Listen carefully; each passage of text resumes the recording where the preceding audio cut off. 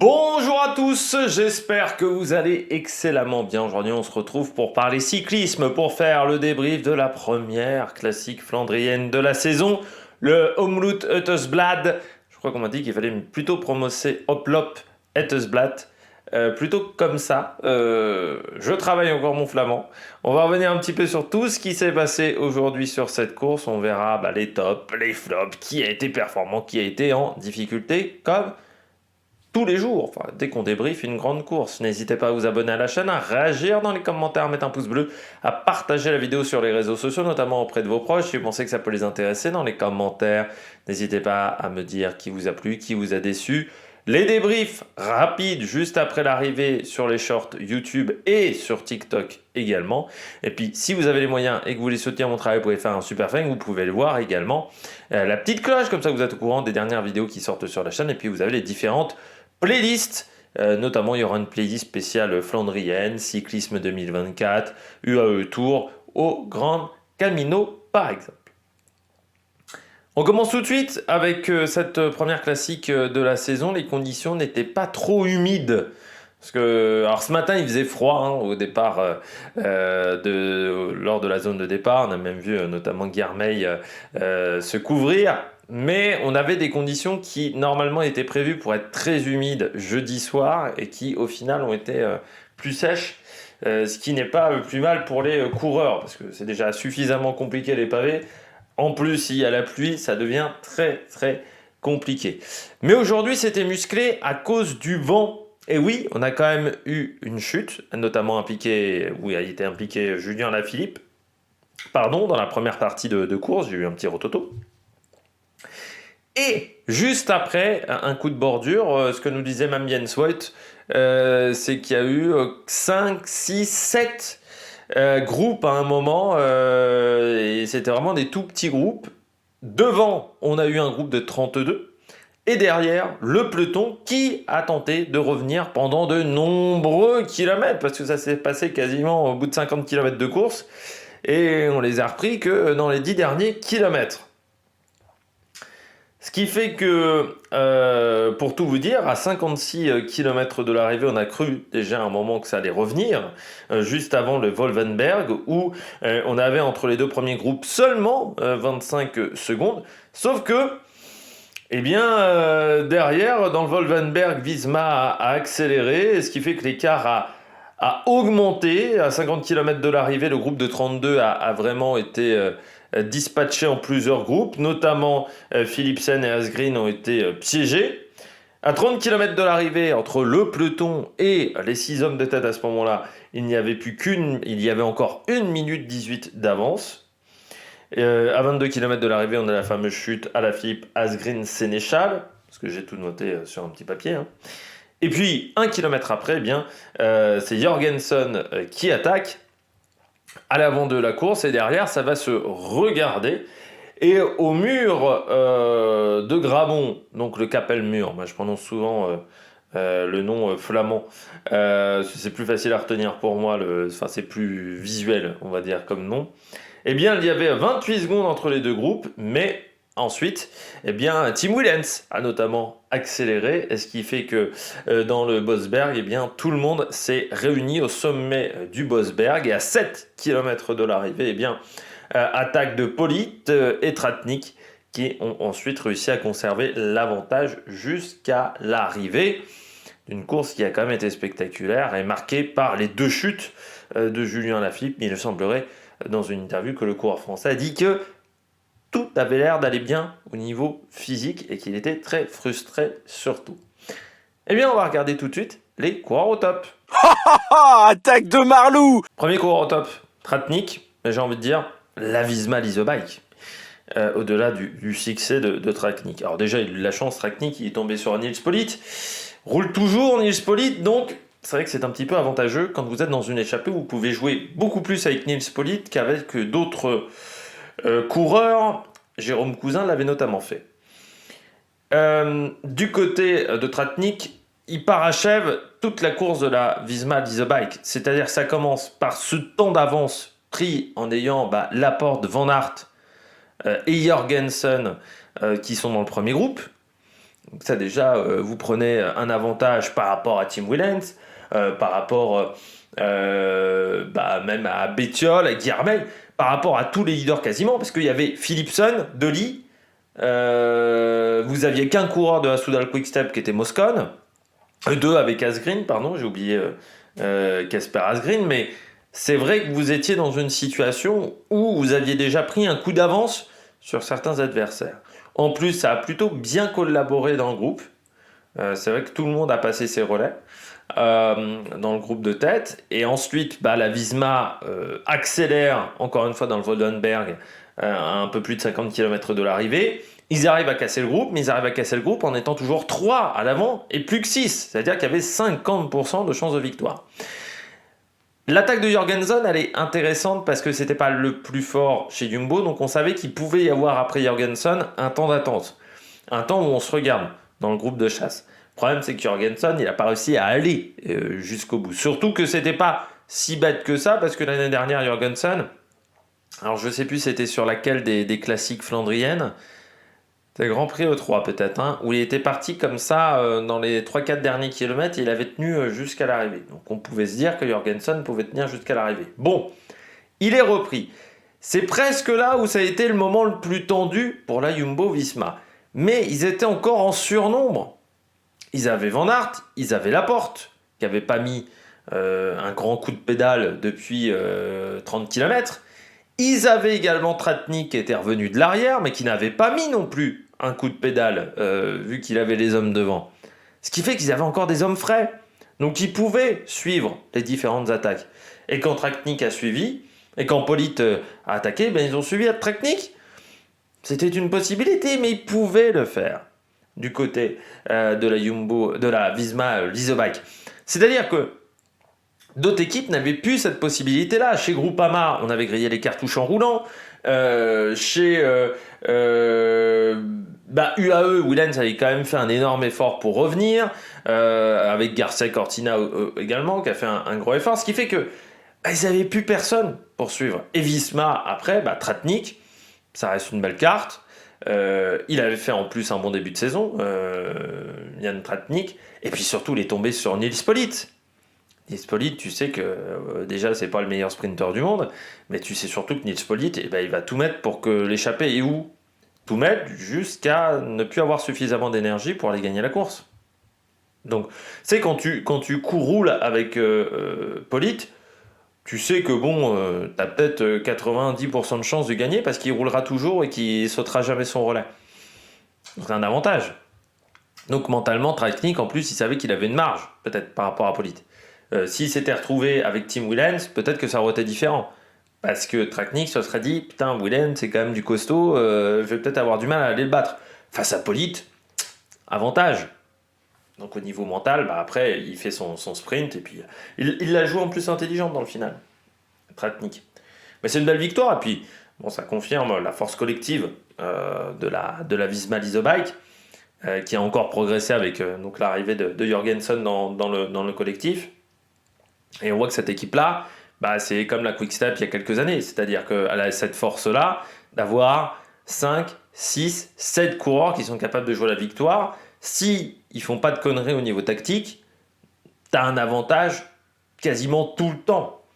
Comme la Quick-Step, quand elle ne faisait pas d'erreurs tactiques, elle avait toujours un avantage. Elle pouvait même, comme Visma Leasebike, ils peuvent même commettre une petite erreur. Ils ont toujours de la main-d'œuvre pour compenser cette erreur. Après, il ne faut pas qu'ils accumulent 4-5 erreurs d'affilée, mais il faut vraiment être super fort pour aller les battre. Et en plus, ils n'ont pas été vraiment gênés.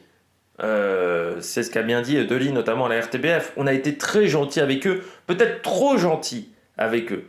Et il va peut-être falloir éviter de rouler avec eux, parce qu'il le disait, De Ligt, leur équipe elle a 3 fois plus de budget. Donc ils ont 3 fois plus de budget, ils ont des très bons coureurs sur les Flandriennes, donc on ne doit pas les aider. Et pourtant, De Ligt, il a dit, on a passé les relais. On n'a pas été assez joueurs, on n'a pas été tenté assez le coup de poker. Ce qui est dommage, parce qu'en plus De Ligt, il y avait du monde derrière. Campenart notamment, mais il y avait encore des bons coureurs derrière du côté de la Lotto Destinée, donc ça aurait peut-être été intéressant Mais c'est vrai que bon, la Visma aujourd'hui, elle avait toujours un petit temps d'avance, et quand tu as un temps d'avance sur les pavés, c'est toujours très avantageux sur ce type d'épreuve. On poursuit. Pierre Gauthera. Ah oui, hein, Pierre Gauthera. Alors certes, il fait pas 4 comme je l'ai dit dans mon short. Il fait une petite bêtise comme je me suis fié à ce que disaient les commentateurs d'Eurosport. Mais quand même, c'est que sa deuxième année chez les pros, enfin des complètes chez les pros. C'est la première fois qu'il participait au Het Nieuwsblad. Les fois précédentes, l'année dernière, il avait commencé par Kuurne. Alors, il avait déjà pris une 7e place sur le Savin. Donc on sait qu'il a un talent pour ces épreuves-là. Mais là, depuis le début de saison, enfin, deuxième du Ruta des Ceramica, quatrième du Grand Prix La Marseillaise, sixième du Tour de la Provence. Donc, il accumule les résultats hein, quand même. Hein. Pierre Gauthera. Et en plus, sur le Tour de la Provence, il était équipier de Sam Bennett. Il est en très grande condition physique. C'est encore une fois toute cette équipe Decathlon AG2R La Mondiale qui en ce moment est en pleine confiance, qui est en pleine possession de ses moyens au niveau physique également. Et à part la Bennett qui a eu du mal sur l'UAE Tour, mais sinon depuis le début de saison, putain, ils accumulent les bons résultats et encore aujourd'hui, et encore sur l'Ardèche Classique aussi. Voilà, ils continuent d'être présents aux avant-postes. Et là, c'est vrai que il a été solide, hein. Il a été solide, Pierre Gauthera. Et encore une fois, première participation à cette épreuve. Et quand on sait la difficulté des épreuves flandriennes, parce que comme je vous l'ai montré sur la carte lors de la présentation, il y a certaines courses où des fois on tourne dans un sens, des fois on prend les monts dans l'autre sens. C'est vraiment très dur de se repérer. Moi, j'ai toujours du mal à me repérer sur les épreuves flandriennes. Contrairement à Paris-Roubaix, parce que Paris-Roubaix, c'est le même chemin, et t'as pas ces croisements ou ces petits circuits parfois que tu vas faire à plusieurs reprises. Sur les Flandriennes, c'est très compliqué de se repérer, surtout pour un non-local. Peut-être que les locaux arrivent un peu plus à se repérer, mais pour les non-locaux, c'est vraiment compliqué.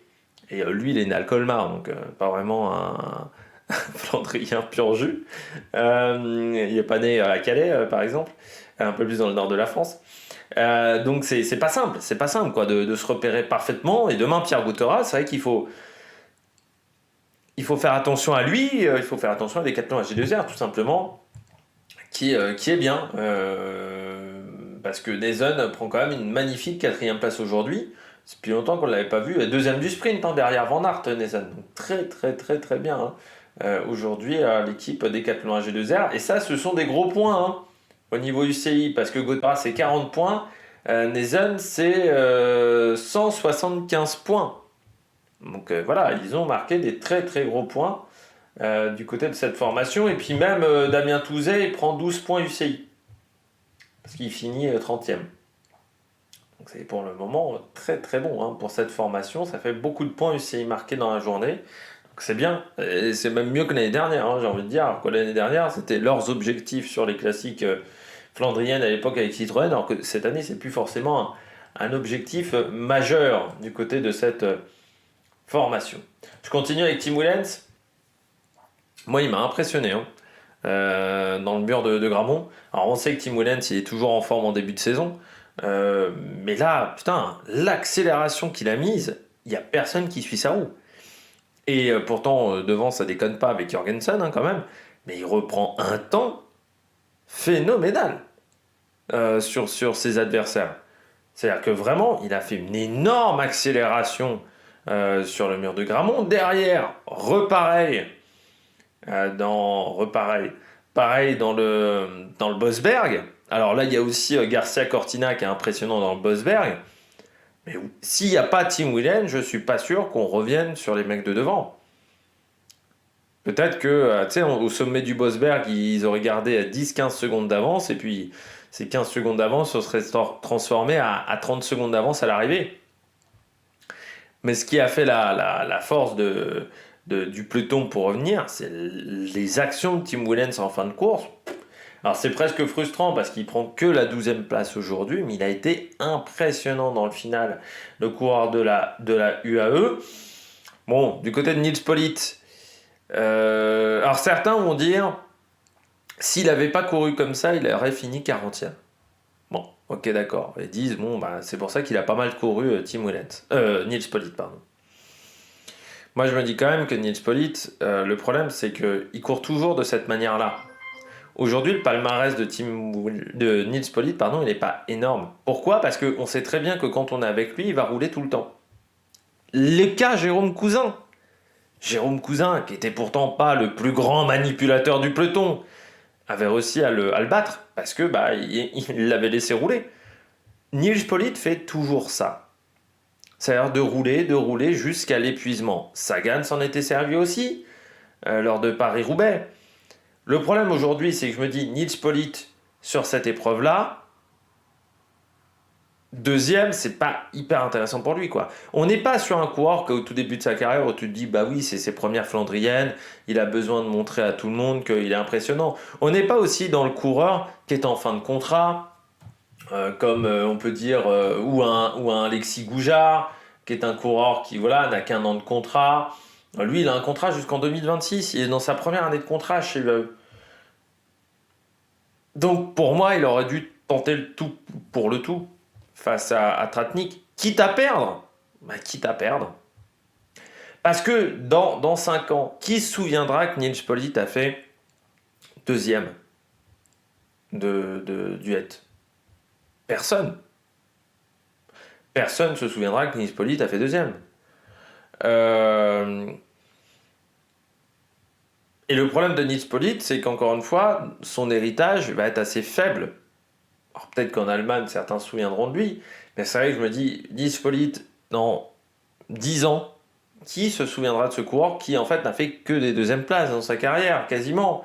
Alors il a une étape du Tour de France, mais c'est vrai que le nombre de fois où il fait deuxième, Nils Politt, c'est frustrant. C'est très frustrant. Et moi, c'est ce qui m'énerve, c'est qu'aujourd'hui, certains disent oui, mais il a bien fait de courir comme ça. Mais sauf que Nils Politt, aujourd'hui, il est dans une équipe qui n'a pas besoin de points UCI. Donc faire deuxième pour les points UCI, ça n'intéresse pas UAE, ils ont déjà suffisamment de points UCI. Je pense pas qu'il ait besoin des primes de course pour la fin du mois, ou que UAE ait besoin des primes de course pour pouvoir payer ses salariés. Donc là encore, l'intérêt de la deuxième place est limité. Alors est-ce que ça va lui redonner de la confiance? Est-ce qu'il était vraiment dans une crise de confiance, Nils Politt? J'ai pas l'impression tant que ça. J'ai surtout l'impression que Bora voulait plus le payer ce prix-là, mais que Bora lui avait donné un contrat très cher. Mais je me pose la question quand même de l'intérêt pour Nils Politt de cette deuxième place.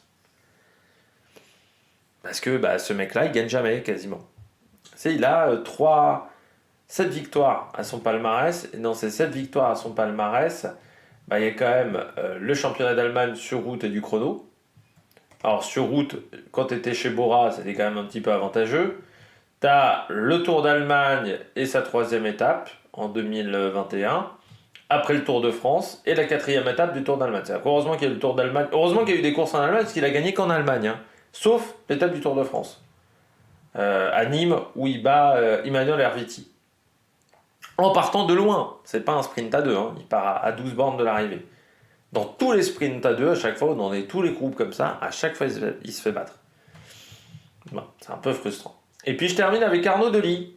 Pourquoi je finis avec Arnaud Delis? Bah parce que, alors certes, certains vont dire, il prend que la 10e place aujourd'hui. Oui, mais pour moi, c'est sa course pavée la mieux faite depuis son début de carrière. Pour moi, c'est la course pavée où là, je me suis vraiment dit, tiens, il a, enfin voilà, il peut jouer quelque chose maintenant sur les courses pavées. Parce que même sa 2e place l'année dernière m'avait pas tant convaincu que ça sur cette épreuve. Il avait fini 2e l'année dernière. Delis ne m'avait pas tant convaincu que ça au final, après coup. Là, je me suis dit vraiment, Arnaud Delis, la manière dont il a construit sa course, le fait de partir dans ce groupe de 32, le fait ensuite d'être dans ce groupe de 6, le fait de réussir à suivre pendant de très nombreux kilomètres les Visma Bike, le fait de quand même prendre la 10e place à la fin alors qu'il a dépensé beaucoup d'énergie, eh bien, je trouve que c'est sa meilleure course. Et puis bon, avec son analyse en plus à la fin à la RTBF, où il a très clairement dit oui, il faut jouer beaucoup plus avec les Visma. Parce que si tu cours de cette manière-là, il y a de très grandes chances d'être battu. À part si tu es dans un super grand jour, mais faut jouer avec leur stratégie, faut jouer avec leur leader, faut jouer avec la Visma. Beaucoup plus. Et ce matin, Arnaud Delik a été l'un des rares à s'arrêter à Philippe Gilbert.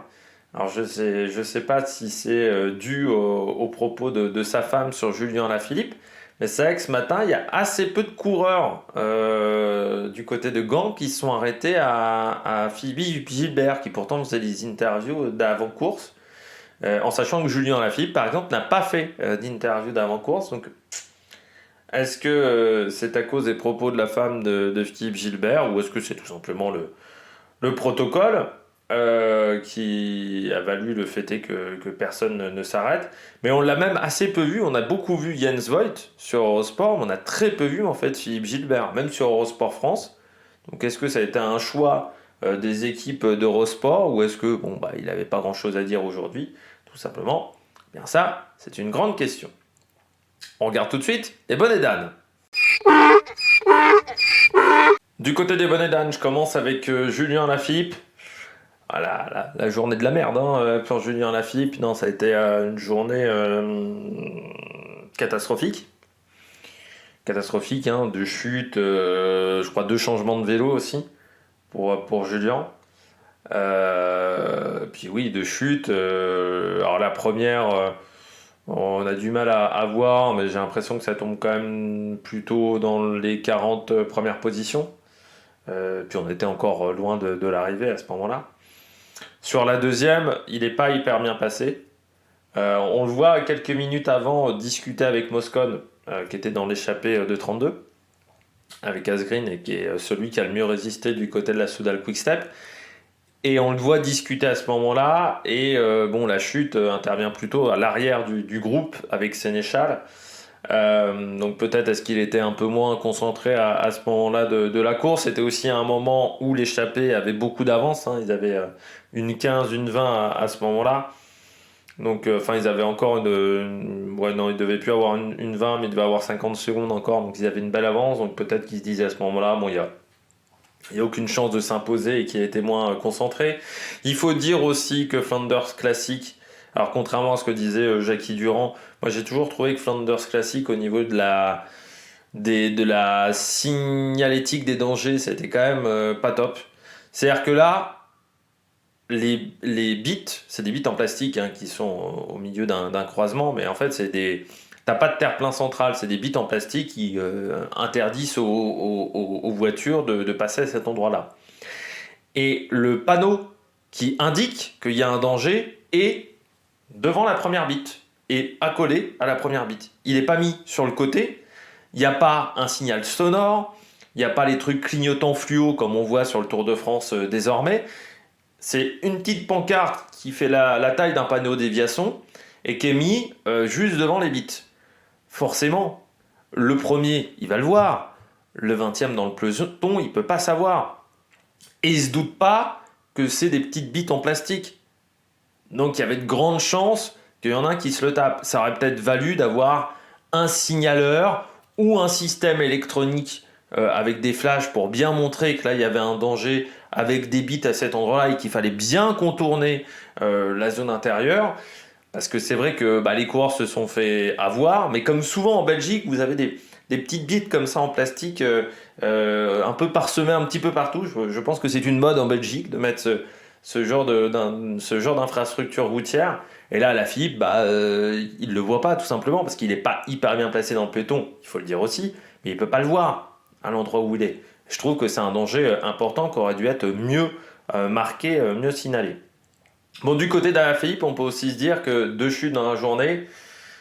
Alors déjà, peut-être que la préparation de cette course n'a pas été idéale, peut-être qu'il y a eu des insomnies du côté de Julien Alaphilippe, après les propos de Patrick Lefebvre, mais peut-être surtout qu'il avait la tête ailleurs pendant cette course. Parce que, oui, il en a pris quand même plein la gueule pendant 2-3 jours de la part du patron de son équipe.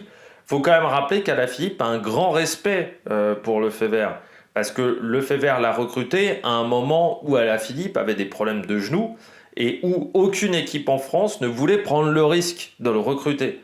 C'est pour ça qu'il est allé en Belgique, parce qu'à ce moment-là, enfin qu'il est allé chez Etix dans le giron Lefebvre, mais qu'il est allé en Belgique, parce que à ce moment-là, personne ne voulait recruter Julien Alaphilippe, qui avait eu quelques résultats en cyclocross, mais qui avait eu pas mal de soucis physiques. Et c'est grâce à Patrick Lefebvre que Julien Alaphilippe a pu faire cette carrière-là aussi, parce qu'il a été dans une bonne équipe, grâce à ses qualités physiques, mais sur le Tour de France, il fallait le matériel, il fallait plein de paramètres. Et c'est vrai qu'Alaphilippe, je dirais pas qu'il considérait Patrick Lefebvre comme un père, mais c'était un personnage important. Et je pense que c'est ce qui fait encore plus mal dans cette affaire à Julien Alaphilippe, c'est avant 2021, je dirais, le moment où il a commencé à se lâcher, Papy Mougeot Lefebvre, sur Alaphilippe, c'était un vrai personnage hyper important. Bon, on a vu plein de photos qui ont été montrées sur Twitter. C'est ça qui fait que c'est compliqué. C'est vrai que quand quelqu'un de proche vous attaque, c'est plus difficile à gérer. C'est plus difficile à gérer mentalement. Et peut-être que les propos de Patrick Lefebvre, au bout d'un moment, tu y penses pendant que tu es sur le vélo et tu y penses. Et à un moment, une seconde d'inattention. Là encore, sur le deuxième crash, il suffisait de pas grand-chose pour se prendre les bites. Donc c'est peut-être ça qui a causé cette deuxième chute. Bon, après, il était énervé.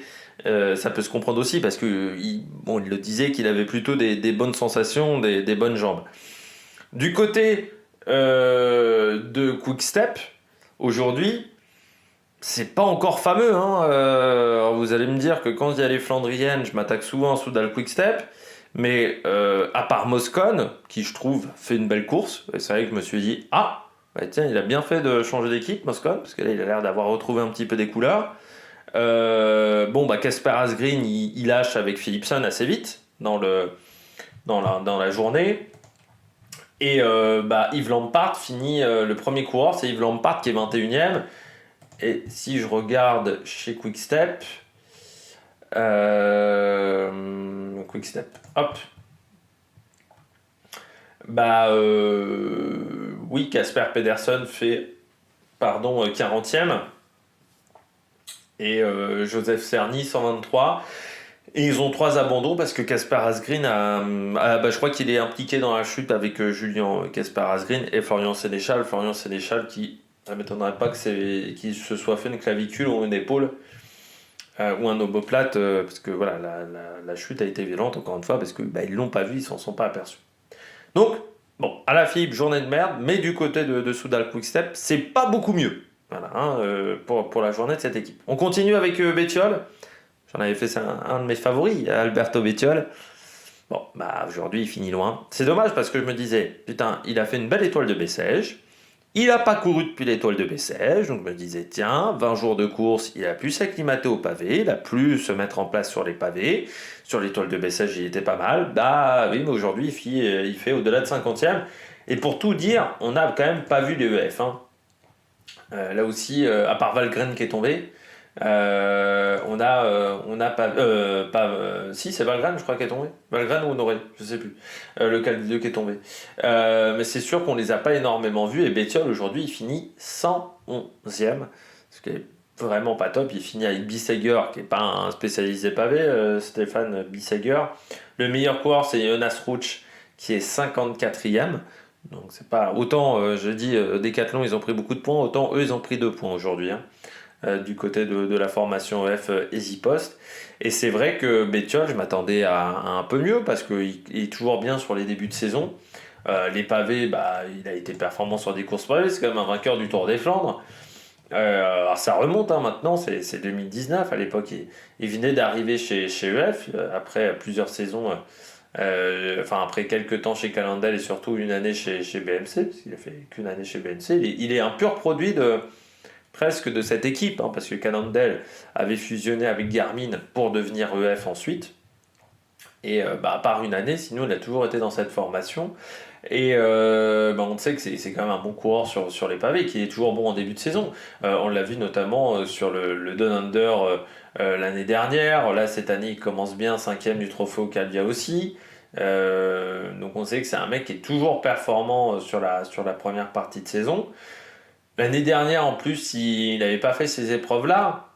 Donc c'est vrai qu'on se disait, tiens, il y a peut-être un potentiel, puisqu'en 2022, il avait fait à travers la Flandre, il avait fait le Tour des Flandres, mais il n'avait pas fait ces courses-là. Donc je me disais, pour un mec qui est toujours en forme en début de saison, ça peut peut-être le faire cette année. Là, ça a été plus compliqué pour lui sur cette épreuve, mais il ne l'a pas fait souvent le Het Nieuwsblad. Hein. Je regarde, ouais, il a fait Kuurne en 2018, en 2017 peut-être. Non, il avait fait Kuurne, non, il l'a peut-être jamais fait, c'était peut-être sa première participation. Depuis longtemps, du moins, à cette course, mais ça y est, je me disais, bon, encore une fois, début de saison, peut-être qu'il aurait les qualités, les capacités physiques pour être performant en ce début de course, mais là, ça a été un petit peu compliqué pour lui, pour Bettiol. Et puis je termine avec un dernier coureur flop, c'est Guilhermet. Alors en plus, pas de peau pour lui, c'est que Lorenz Rex fait une belle course hein, du côté des coureurs Intermarché. Mike Tennyson également 13e qu'on a vu plusieurs fois à l'attaque, pas forcément dans le bon timing, mais plusieurs fois à l'attaque. Et puis Lorenz Rex, pas mal. Guilhermet, ça a été plus compliqué, mais on l'a senti dès qu'il était dans les secteurs pavés. Il avait un petit peu du mal à suivre. Hein. Il était un petit peu en difficulté sur tous les secteurs pavés. C'est vrai que c'est pas forcément le plus grand gabarit non plus. Hein. C'est un peu comme Pidcock. C'est-à-dire que c'est pas forcément des gabarits musclores. Lui, il fait 70 kg. Alors certes, il fait un 84, mais il fait que 70 kg, j'ai envie de dire. Et peut-être qu'il manque un peu de travail sur ces épreuves-là, qu'il manque encore un peu d'expérience sur ces classiques. Parce que pour le moment, à part Gand, qui n'est pas la classique avec le plus de kilomètres de pavés, c'est vrai que jusqu'à maintenant, sur les autres épreuves pavées, alors l'année dernière, l'année avait été difficile, mais c'est vrai que jusqu'à maintenant, sur les classiques pavés, ça n'a pas été forcément fantastique pour Binyam Girmay. Et là, aujourd'hui, seulement 55e. En plus, c'est dommage parce que en Australie, ça s'était plutôt bien passé pour lui, notamment deuxième du classement des meilleurs sprinters autour de l'Under et vainqueur de la Surf Coast Classic. Et là, aujourd'hui, sur les pavés, il n'était vraiment pas dans l'allure. Dès qu'il y avait un secteur pavé, tu le voyais, il rétrogradait, il perdait des positions. Donc ça, c'est un petit peu dommage pour le coureur érythréen. Eh bien, j'espère que vous avez aimé cette vidéo. Si vous avez aimé cette vidéo, n'hésitez pas à vous abonner à la chaîne, à réagir dans les commentaires, à mettre un pouce bleu. Puis nous, on se retrouve demain pour Kuurne, Bruxelles, Kuurne. Allez, ciao, ciao!